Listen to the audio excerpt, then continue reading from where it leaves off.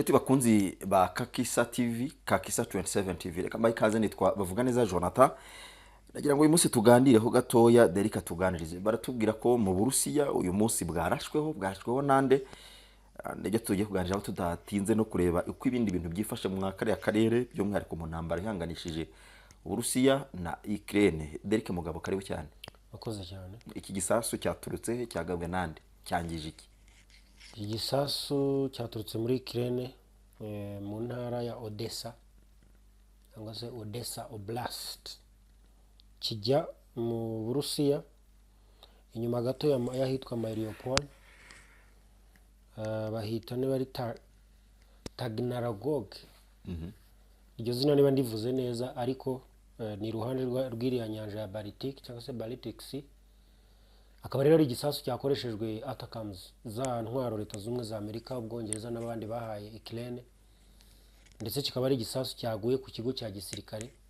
Baravuga ko muri Ukraine baravuga yuko kishe nibura abasirikare 8 kigakomeretsa abandi benshi, ariko Uburusiya bwo bwatangaje ko nta numwe wigeze akomereka mu basirikare, ariko bakavuga ko cyangije ibikorwa remezo bya gisirikare birimo n'ububiko bw'intwaro zabo zari ziri hariya.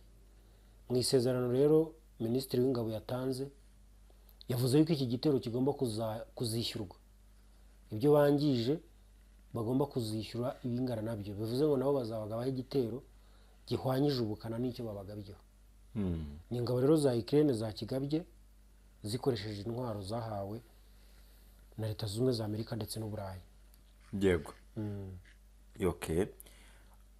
Ibyo cyangije byamenyekanye Nyine nkuko nari mbikubwiye, ku ruhande rw'Uburusiya baravuga yuko cyangije equipments military, ibikoresho bya gisirikare, ariko nta musirikare wapfuye.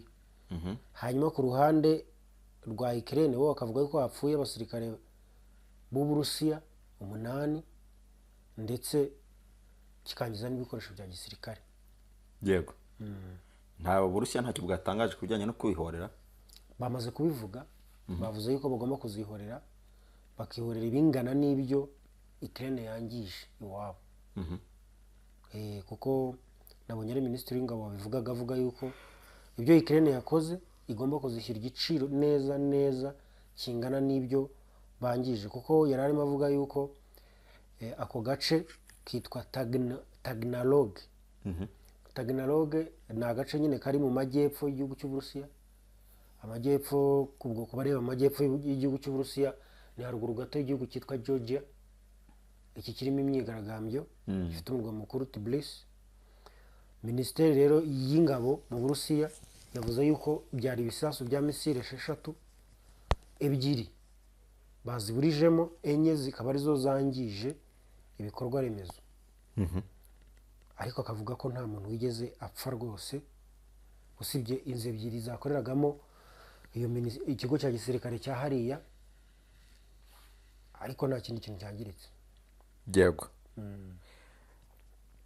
Yandi makuru nabonye ari kuvugwa mu kariya karere, nabonye hari ijambo Hongria yari gupropoza ko bashyiraho ikiruhuko cya Noheli. Mu mwaka washize ho bari bagishyizeho birakunda hagati y'Uburusiya na Ukraine.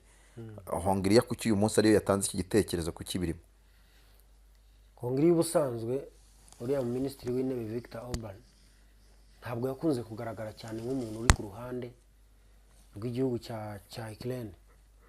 N'ubusanzwe agaragara nk'umuntu ushaka kunga, ushaka guhuza, utavuga rumwe n'abashyigikiye intambara.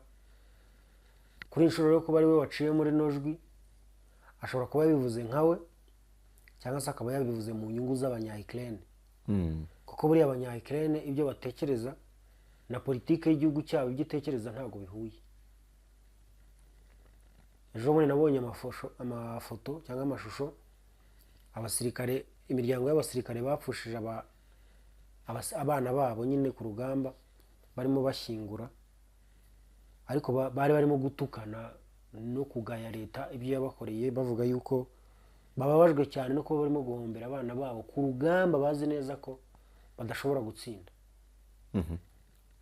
Noneho bakajya babaza uwo munyamakuru yari yafashe abo bantu bariraga, amagambo bariraga bavuga ayashyira mu rurimi rwumvikana kurusha izindi, cyakurusha ikinya Ukraine cyangwa ikirusiya, ku buryo wabonaga ibyo barimo kuvuga ari nko kuvuga bati leta yaduhatiye kuba turi mu ntambara tutakabaye turimo. Kandi unagendeye ku byo Volodymyr Zelensky yivugiye ubwo yaganiraga na nuriya munyamakuru Ramsey Stout wa Sky News, yego, yamubwiye ko babizi neza kuva iyi ntambara yatangira ko bari bazi ko batazayitsinda. Ikibazo gisigara rero ko mwari muzi ko mutazayitsinda, mwagiye mu gukora iki? Bati twagiye kwirwanaho no gushaka demokarasi. Ariko muri make nuko Viktor Orban ibyo avuga bihura neza n'ibyo abaturage b'igihugu cya Ukraine batekereza, kandi nabyo byakabaye bikwiye kuba bikorwa. Ako gahenge ni kaba aka Noheli n'ubunani gusa, kakaba kiteka intambara ikarangira, kuko buri intambara igira amategeko. yego, Amategeko y'intambara ibihugu birayasezerana kandi bikayubahiriza. Hari abajyaga bavuga ngo hari gitangira saa 2 byagera nimugoroba bakabwira bati dutahe bagataha. Ariko ikibazo kirimo aho hazi ibi bintu ngo ni modern warfare, ngo intambara z'ibi bihe bigezweho, haziyemo n'uburyarya mu ntambara ku buryo ibyo mwumvikanye bidakurikizwa. yego, Noneho uwari wumvikanye na mugenzi we akavuga bati intambara iratangira saa 2 za mu gitondo, ukajya kubona saa 1 aguteyeho iperu utaranabyuka, yego, akaba arakurashe mu buryo bunoroshye, akaba agutsinze muri ubwo buryo bwo kwica amabwiriza agenga intambara cyangwa se ibyo mwari mwumvikanye. So n'ibindi nuko bimeze rero. yego. Ukraine nirwo ruhande ruri mu ntege nkeya, kubera icyo ariko ruri kwanga agahenge. Ukraine ntabwo irimo kwanga agahenge, Karariyo yakanze, ahubwo ibyo ivuga iribwira ko gukomeza kurwana aribyo bizatuma agahenge gakenewe kaza ntacyo kari buyangizeho. Kuko mu byo yavuganye na Trump ejo bundi ubwo yari ari mu Bufaransa bagiye gutaha Notre Dame, dosito ibaho? oya, dosito ntayibaho. Notre Dame, Cathedrale Notre Dame. Bagiye gutaha Cathedrale Notre Dosito Dame. ni ibigo by'abakobwa. Icyo gihe yahuye na Macron, ahura na Trump, bagira ikiganiro kigufi baganira. Mu byo yagarutse akabwira itangazamakuru yababwiye ngo naganire na Trump mwibutsa ko Putin ariwe muntu wenyine atinya. Indi utinya undi? Putin umuntu wenyine atinya ku isi ni Trump mu maso ya Volodymyr Zelensky. Aravuga ati rero kuko nzi neza ko ari wowe atinya, nta kuntu wazaduhuza. Ubwo yagenderaga ku byo Trump ajya avuga, nta kuntu wazaduhuza ariko tugahura mu buryo twese ntawe ugenda ahombye yitotomba. A just way of negotiations. Kuko mu mutwe wa Trump we yavugaga ko ibiganiro ubundi bigomba kuzatuma Ukraine itakaza 20% by'ubutaka bwayo ari bwo Burusiya bufite, yarangiza ntiyemererwe no kujya muri NATO, yarangiza ntiyemererwe no guhabwa abasirikare b'ingabo z'imahanga, mbega ibintu byinshi gasa n'ibyatswe kandi n'ubutaka yabutakaje. Ubwo ugasanga impamvu yatumye batangira kwihagararaho ibyo bavuga ngo bihagararaho barwana kuva ku itariki 24 z'ukwa 2022 nta nimwe yabihari, kuko ibyo batangiye bafite ntabyo bafite, ibyo bashakaga mu ntambara ntabyo babonye, ahubwo bapfushije abantu bateje n'ikibazo n'ibyago igihugu. So ntabwo yanga ibiganiro, ahubwo aranga ibiganiro bizatuma homba uruhande rwakabaye rumufasha cyane cyane guhomba intara za Kivu. Namukurikiye mu kiganiro n'umunyamakuru wo kuri NBS, ntamenye izina rye. Ntabwo yivuze nawe. Ntabwo namenye izina rye. We yivugiye ikinyamakuru cye cyitwa ngo ni Christian. Cyakora nabonye gishobora kuba ari ikinyamakuru cy'abakirisitu, kuko no mu gihe yamubajije basoza amubwira ko hari inkunga bagiye babona z'abakirisitu bo muri Polonye ngo barwane intambara, ariko basoza ari kumubaza ati se uracyakomeye mu gakiza nyakubahwa, n'iyi myaka yose umaze mu ntambara? Aba mu kahe gakiza se burazirenze? Nicyo gisubizo yasubizanyije isoni. ubirebe abantu barebe ku munota, iki kiganiro gifite iminota hafi 29 n'amasegonda 30 N'umunani. gutya, n'umunani n'amasegonda. barebe ku munota wa 28 ugitangira ntihasubize icyo kintu. Nyoko baje ati uhagaze gute mu kwemera mu gakiza nk'umuntu iyi ntambara yasanze, ati ndabizi ko wemera, hajyara ari mwanganya ati urabona n'ubundi ati icyo dushaka ati ni amahoro, ati gari nk'abakirisitu nyine ati urumva ntitwabura kuvuga amahoro, ati ariko Uburusiya bwadushotoye, ibintu bidahuye. none se ubundi Ariko uriya munyamakuru ikintu yamubwiye gikomeye ari nacyo kinahura n'ibi ngibi, ni uko yamubwiye ko bashaka amahoro. Umuntu ushaka amahoro yanga agahenge gute? Hano avugana na n'uyu nako Viktor Orban abivuga, we yamubwiye ati rero Zelensky urabona muri mu ntambara, ariko mugiye kugera mu gihe bya Noheli, nibura amahirwe abaturage bazarya ka Noheli batuje bidegembya bazi ko ntawo barasaho. Aramubwira ngo at the end of the Hungarian EU presidency, European Union presidency, we made a new efforts for peace. Ku gihe cya Hongria, igihe yari kiyoboye niyo Européenne, twari twakoze ibishoboka byose ngo mubone amahoro. We proposed a Christmas ceasefire and large scale prisoner exchange. Twari twabasabye ko mwakiraho agahenge mukanahererekanya imbohe. It is sad that President Zelensky clearly rejected and ruled this out today. Birababaje kumva uyu munsi Zelensky ari bubyanze. We did what we could. Twebwe twari twagerageje gukora ibishoboka, ibyo dushoboye. Niko Orban yanditse mu butumwa bwe yanyujije kuri Twitter. Orban we nasanzwe azwi kari pro Putin,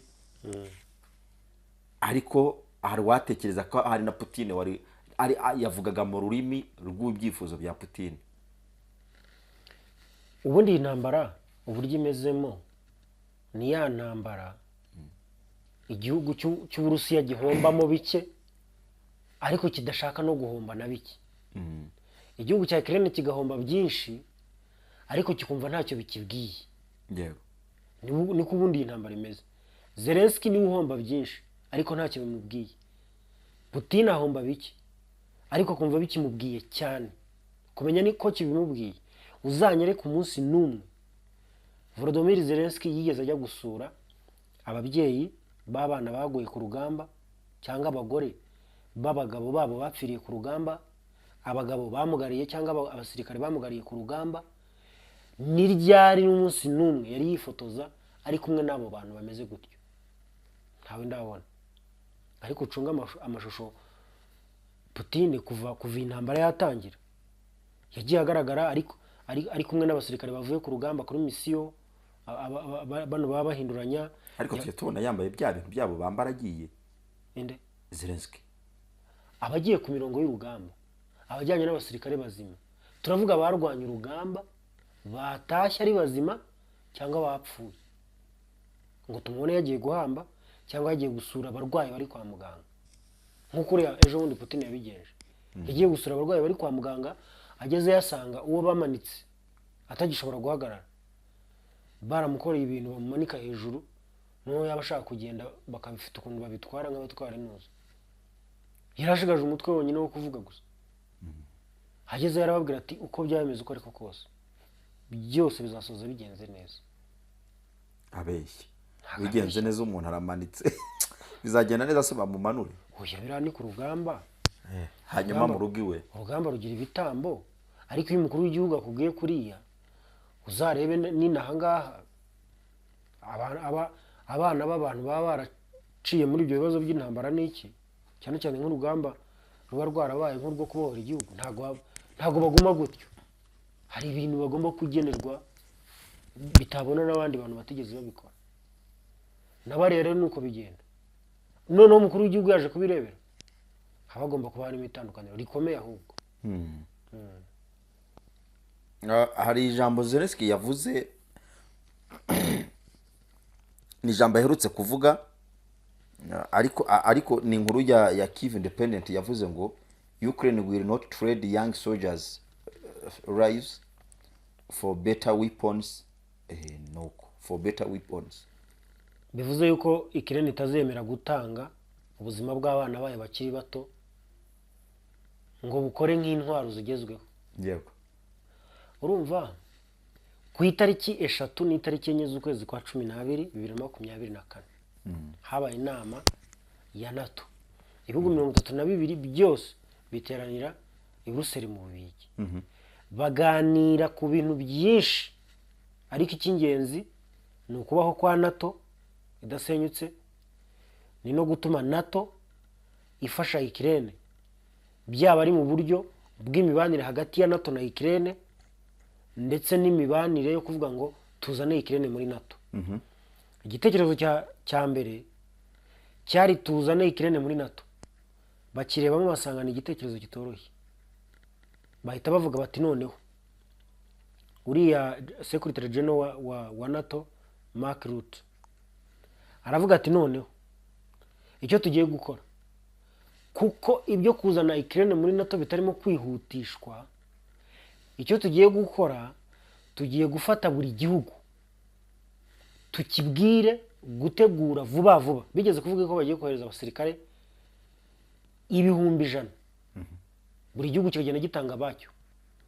Wenda ubwo ugabanyije ugashyira kuri average 100,000 ukagabanya ibihugu 32, urumva ko buri gihugu gishobora gutanga nk'ibihumbi 3 bisagamo bake. Aravuga bati tugiye gutanga abasirikare, ariko NATO ikishinzwe ishinzwe guhuza bino bihugu 32, buri mwe nyine agakora, bakagenda babashishikariza gutanga abasirikare, ndetse namirangira bababwira bati mugende mubategure. Nizo nkuru twarazikoze hano. Nyuma yaho NATO iragenda ibitekerezaho, ariko ubwo inama itararangira, mu kuyisoza bakira umuterankunga mukuru wa NATO, umuterankunga mukuru wa Ukraine, yego ari Leta Zunze Ubumwe za Amerika. yego Ivugirwa na Secretary of State Anthony Blinken.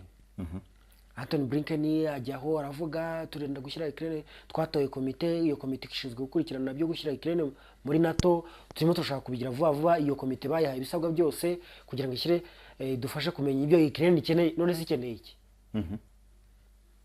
Ikeneye yuko bayiha invitation kuko yamaze gusaba. Niba umuntu agusabye, ikiba gikurikiyeho ni ukumubwira ngo yego cyangwa oya.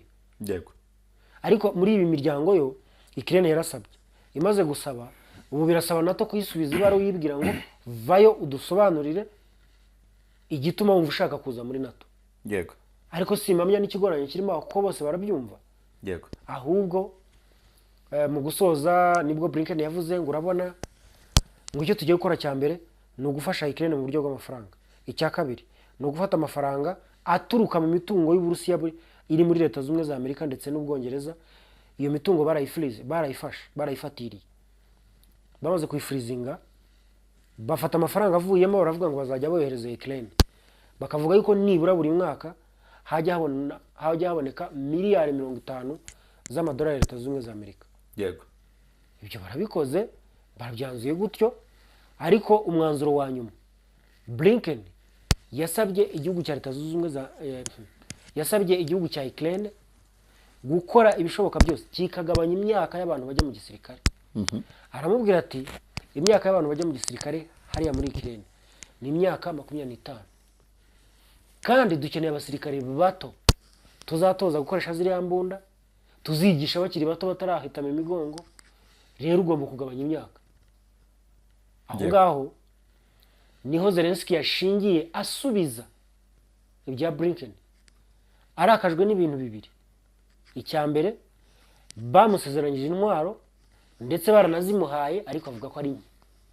Kuko avuga ko brigade 10 afite nibura 2 ni zonyine zifite ibikoresho. Ati njyana abana b'abandi gukora iki mu gisirikare, igice cyose bazageraho nta bikoresho bihari. Icya kabiri, kumubwira ngo agabanye imyaka y'abana bajya mu gisirikare kandi n'abariyo nk'uko abivuga barimo gupfa. Ikintu cyonyine gishobora kubafasha ari uko abo bana bashya bazana n'intwaro zabo nibura. Akavuga ati nta ntwaro baduhaye, ahubwo baradushaka tujyana abana mu ntuza.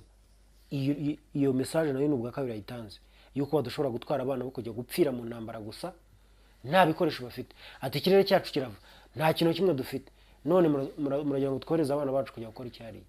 ntabwo bishobora gufatwa nko kwigomeka. Kabiri, hari urundi ruhande ruvuga ko ahubwo ko ziriya ntwaro we azicuruzamo. Ejo bundi twagarukaga ku kayabo k'amafaranga bamusanganye kuri konti bamusanganye miliyari na miliyoni 200 z'amadolari, inzu 15 muri Florida. Iriya ntara ya Florida uzabaza abantu bari muri Amerika bakubwira ko ari quartier y'ingagari, kuyitungamo inzu urumva icyo bisobanuye. Bamusanganye private jet 3. Ntabwo ari gushaka izo yiba. Muri ibi bihe by'intambara abaperezida bariba. Ariko usibye n'iby'intambara. Ariko sinkugusha, dore ejo ndari bavuze ko ngo abaperezida batiba. Bariha. Ni ikinyarwanda cyane naringize nk'ugushe. Sinkugushemo. Oya, abaperezida bariha. Yego. Urumva? Yego. Ariko hari n'abiha kandi atari mu gihe cy'intambara. Ku buryo ubaye uri umuntu wabivuze, kera bajyaga bavuga mu itangazamakuru habagamo ishami ryitwa investigative journalism. Rikaba ari bwa bwoko bw'itangazamakuru rikora inkuru zicukumbuye, ngo gucukumbura nyine ni ugucukumbura ukamenya ngo runaka tuzi bingana iki, yabikuye he, byagenze gute. Habaye hari umunyamakuru wahisemo kubikora ku muperezida uwo ari we wese, cyane cyane bano baperezida baba akenshi usanga hari nk'abaperezida usanga imiyoborere yabo ari iyabo gusa. Wenda nka ba Bashir al-Assad bavugwaga. Uriya nawe bavuga yuko imitungo afite mu Burusiya ari myinshi.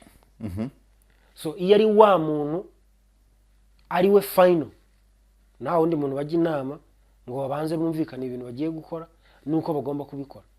Cyangwa se akaba ari wa muyobozi uyoboye igihugu cyamunzwe na ruswa, nka Ukraine. Buriya Ukraine yamunzwe na ruswa cyane cyane muri Minisiteri y'Ingabo, ku buryo izi ntwaro zije aba ari deal ishyushye. Yego. Zelensky nabo bafatanyije kuyobora bamwita nde? Umerov, umugaba mukuru w'ingabo, no, minisitiri w'ingabo wa Ukraine. Yego. Umerov. Ako kanya icyo bakora bahita bashaka uburyo izo ntwaro bazigira deal mu minota mike, tukumva ngo M23 yazifashe ngo yazifatanye Kongo. Intwaro zakavuye muri Ukraine iri mu ntambara zikagera muri Kongo gute? Iyo ni ruswa, ni ubutiriganya, ni ukwiha. Kuko abakuru ntibiba burya. Uko kwiha rero niko kwanabangamiye ino ntambara kuba nta kintu yigeze igeraho. Uko ni nako kumufasha gutera intambwe mu buryo bw'ubukungu. Ariko nanone ntabwo twakwirengagiza ko igihugu cya Ukraine gikize, gifite amabuye y'agaciro buriya menshi, cyicaye kuri miliyari na miliyari z'amadolari mu butunzi. Tugendeye ku byo uwitwa Lindsey bamwita Lindsey Graham, wahoze ari umuyobozi w'inteko ishinga amategeko ya Leta Zunze Ubumwe za Amerika, yabivuze mu kwezi kwa munani ku itariki 6 ubwo ari muri Ukraine ari kumwe na Zelensky. Mu buryo ngira ngo butunguranye bamufoto yatabizi arimo kuvuga ibyo bintu, babishyira kuri internet, ku mbuga nkoranyambaga. Ariko icyo ni ikimenyetso kitwereka impamvu bose bariyo barwanyirayo. Ariko Zelensky gutunga agomba gutunga kuko igihe harimo igihugu arimo kirakize, kandi n'umwanya arimo ubwawo uramwemerera kukumukira. Yego. Uyu munsi Emmanuel Macron afatikanyije na Polonye, ubwo ni Ubufaransa na Polonye. Yego. Bapropoje ko bagiye gushaka ingabo 40 kayiniyo Européenne, ibihumbi 40 zo kujya kubungabunga agahenge k'amahoro. Aka gahenge ntikarashyirwaho. Kabiri, uruhande rwa Polonye ntibari kubyumvikanaho, bo baravuga bati kuva twabaho nibwo bwa mbere Macron yaduha igitekerezo kitari cy'abagabo, kana duha igifutamye. Bavuze ikitari cy'abagabo. Ikitari cy'abagabo ari iki? Ari iki? Hari ikiboneza mvugo tuba tugomba kurinda. Ibyo yavuze ntabwo twe twabikotinga uko yabivuze, ariko reka nze nkusobere mu interuro yavuze. Bari bicaranye bari kuganira, noneho arababwira ati rero hari inama iri gutegurwa izabera i Warsaw. Ejo. Poland. Yego, ejo. Warsaw. Ni inama ya Union Européenne. Uyu munsi rero yari yatangiye ari inama none ihuza abo ku rwego rw'abaminisitiri ba Minafete, minisitiri w'ububanyi n'amahanga. Hanyuma rero umwe aravuga ati igitekerezo gikuru rero Macron afitemo hano muri iyi nama we ni ugusaba ko twohereza ingabo 40,000 zo kujya kubungabunga agahenge k'amahoro. Batese barakabungabunga karahari, bati ibyo nibyo, ariko hakaba umudiplomate wa Polonye ari nawe waje kuvuga ibi ngibi, kuko we yavuze ko atanyuzwe n'iryo jambo. We yavuze ati agahenge ndaramubwira ati yes it is true. Ari uwo mudiplomate wa Union Européenne ari gusubiza ikinyamakuru cyo muri Polonye, Polish media, cyitwa kugisoma cyo cyakora n'ibinanira abantu banyihanganire, Rzeczpospolita.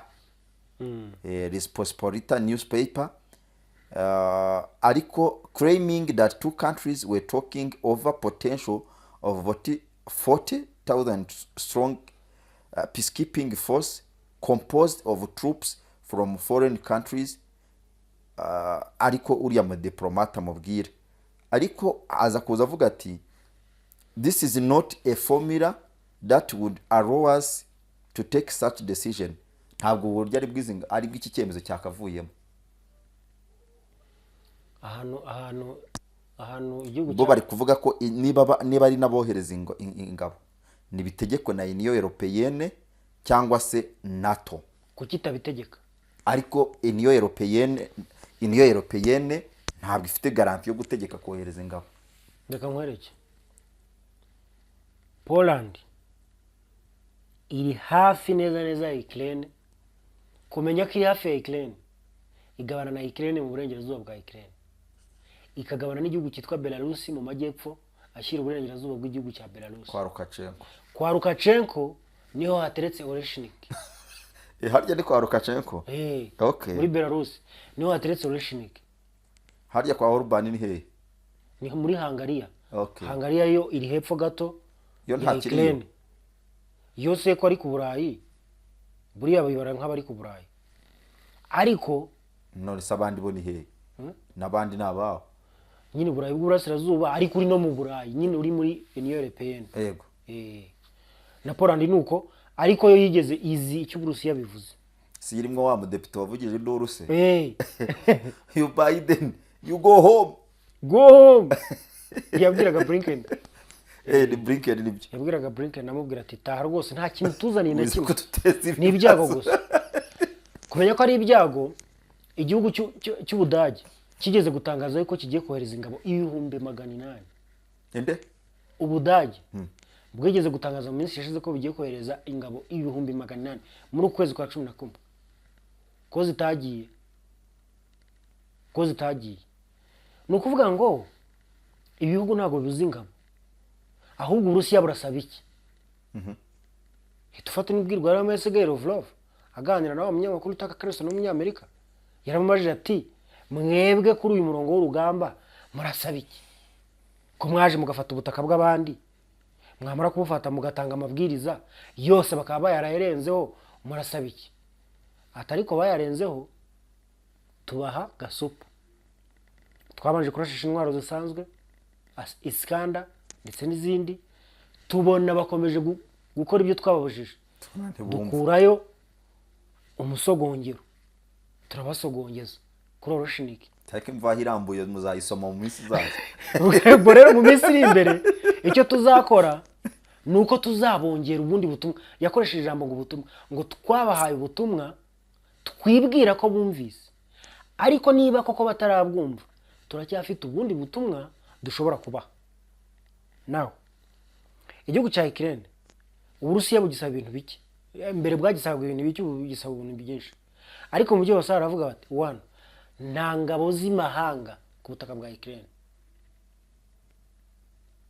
Bivuze ngo kuzana ingabo z'imahanga bimaze nko kuzana ATACMS. None zo za Union Européenne zishobora kuzana izemerwe, zikaza zibeshya ko ari iz'agahenge. Faites attention, zikaza zibeshya ko kuko aka gahenge ntagahari. Erega ntabwo zaza zibeshya ko zije ngo kubahiriza agahenge, ngo kureba kumonitoringa ko agahenge kubahirizwa, zije kurema intambara. Muri map, road map yo gukemura no makimbirane Trump yari yatanze, harimo ingingo ivuga ngo zino ntara Uburusiya bwafashe n'ubutaka bwa Ukraine hagati bashyiremo demilitarized zone DMZ, iyo DMZ izabe mu bunini ifite ibirometero nka 4. urabona ko iyi ngiyi yo hagati ya Israel y'ubutaka Israel yafashe muri Syria Golan Heights ndetse n'ubutaka bwa Syria yari ibirometero 2 mu bugari, hanyuma mu burebure ari ibirometero 165. hanyuma hano kuri Ukraine Trump yaravugaga ati tugire demilitarized zone ifite ubugari bwa kilometero 4, hanyuma ikagira uburebure bungana na kilometero 1300. Uburusiya bwarayanze. Uzi impamvu bwayanze?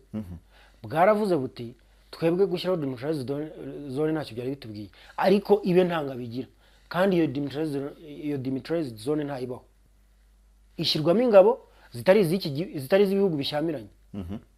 Ariko Uburusiya bwaravuze buti no, ubwo se muzanye ingabo za Union Européenne, n'ubundi ingabo za Union Européenne nizo zimeze nk'iza Ukraine, ntabwo byakunda. Ukraine ntabwo ari membre wa Union Européenne, ariko ntabwo ari membre, ariko ni aspiring, ni barabishaka nuko byanze. Ibyo birahagije kugira ngo bohereze ingabo? Ubundi ntabwo bihagije, usibye nyine ko mu mategeko bari abanyaburayi bagenderaho icyo bizera baba bazi yuko cyemewe, icyo batizera nacyo ntabwo kiba cyemewe. Ni ukuvuga ngo iyo ugikoze rero murashwana. Niyo mpamvu Uburusiya bwo bwafashe inguni uravuga bati muzizane tuzirase. Ejo bundi Putin ubwo ari muri Belarus, Lukashenko yaramuganyiye aramubwira ati dore ubu ngubu mu birometero 15 hano hirya ku mupaka wa Poland bahateretse ibitwaro biremereye. Hano uzamutse muri Lithuania naho bahashyize ibindi, mu majyaruguru muri Latvia naho nuko bimeze. Ati mbega ubu nta kintu ndiho, isaha n'isaha abandi asaba kanshwanyaguza. Yego. Ndaramaze turavugisha ukuri, ndati none se wakuzana relation iki mu mwaka utaha hari ikibazo? Ndati se umva utabudufashije, waba uturemeye. Nyamara arimo arijijisha, intwaro zarahageze.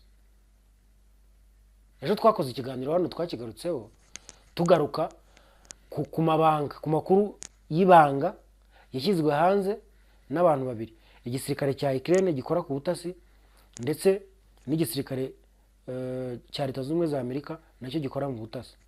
Bashyize hanze ibyo bita leaked document cyangwa information, amakuru yasohotse mu buryo budakenewe cyangwa niyo formule baba bashaka kuyasohoramo, ariko uburyo budakenewe se amakuru yagucika ate? Yabacitse. Arawe bagaragaje imijyi igera ku 8 yo mu Burayi izaraswaho na Oreshnik ziri muri Belarus. Ubwo rero Russia, Uburusiya red line cyangwa umurongo ntarengwa wa nyuma bufite ni ukutazana n'ingabo z'amahanga muri Ukraine. Bazizana babarasa. Ntabwo rero batinyuka, ntabwo iryo kosa barikora. Ubudage bwakabaye bwarazitwaye, nibwo bwabanje kubivuga. Dusoze tubona ko Zelensky rero arabigenza ate? Zelensky cyari gukore icyambere arabanza yumve yuko gutsindwa nta mugabo udatsindwa. Kandi hari abagabo batsindwa bari bazi ko bazanatsinda. Ngaho ibibazo no gutsindwa ari ubizi ko uzatsindwa, nase byawe gutwaye iki? Icya kabiri agomba kongera gutekereza ku buzima bw'abene b'igihugu cya Ukraine, harimo bapfa umunsi ku munsi. Icyanyuma rero niyemere yuko nta kintu ashoboye, maze areke babunge, hanyuma arengera ubuzima bw'abaturage ndetse n'inyungu z'igihugu cye. Gusa nuko nabonye abamushyigikiye bahora bamushyigikira n'ubu bamwohereje amafaranga, bavuga yuko bakuye mu gitekerezo n'ubundi Blinken yatanze ku itariki 4 z'ukwezi kwa 12 muri NATO, yari mu Brussels mu Bubiligi, avuga yuko bagomba gufatira imitungo y'igihugu cy'Uburusiya yose iri mu Burayi na Leta Zunze Ubumwe za Amerika, amafaranga azajya avamo bakajya bohereza Ukraine. Ku munsi w'uyu munsi babikoze, bahita bohereza agera kuri miliyari 20 z'amadolari avuye mu mitungo yakomotse kuri kampani cyangwa ku bene igihugu b'Uburusiya bafite muri ibyo bihugu byabo. Yego. So Zelensky yakabaye atuza, kuko iyo umuntu akubwiye ngo niba ushaka ikikora iki, iyo byanze ubwo no kuvanga ubushaka opposite ya cya kindi yakubujije gukora. Yego. Derek, reka tugushimire. Urakoze cyane. Reka tubashimire namwe bakunzi ba Kakisa 27 TV. tuba turimo tuganira, ariko namwe tuganira gutya ntabwo urubuga rw'ibitekerezo tuba twarufunze, ahubwo muri box ya commentaire no duhurira, kandi ibitekerezo byanyu dufata umwanya tukabisoma kugira ngo tubashe kumenya neza ko tuganira n'abadukurikiye kandi baduteze amatwi, hanyuma igitekerezo kimwe tubona ko kidushyigikiye burya niyo encouragement, niho dukura umurava. Mugire ibihe byiza rero, ngenda bavuga neza Jonathan, mugire ibihe byiza kandi mukomere. Birababaza ndetse cyane byanatera ingaruka zikomeye. Kubura cyangwa gutinda kubona umuti wandikiwe na muganga bizakomeza kugorana igihe utaramenya healthlab.rw. Byose birihuta. Healthlab ni urubuga nyarwanda rw'ikoranabuhanga rwashizweho n'itsinda ry'abaganga ngo rutange serivisi z'ubuzima. Fata telefoni yawe, injira muri Google, andikamo healthlab.rw. Healthlab ubu yabazaniye serivisi nziza cyane, aho ubu bitakiri ikibazo ko wabura cyangwa ugatinda kubona umuti, amavuta cyangwa ikindi gikoresho wandikiwe na muganga, kuko ifite abafarmasiye. Aho ukinjira ku rubuga healthlab.rw, page ibanza uhita ubona ahanditse need a medicine, ask a pharmacist. Hano uhita wandikira umufarmasiye akagufasha kubona uwo muti. Ikindi kandi wanasobanuza uko umuti wahawe ukoreshwa mu gihe utabyibuka. Wanabona application yabo uciye kuri page ibanza, n'ubundi ahanditse get our app. Bafite n'izindi serivisi nziza cyane zijyanye n'ubuzima. Ntucikwe rero.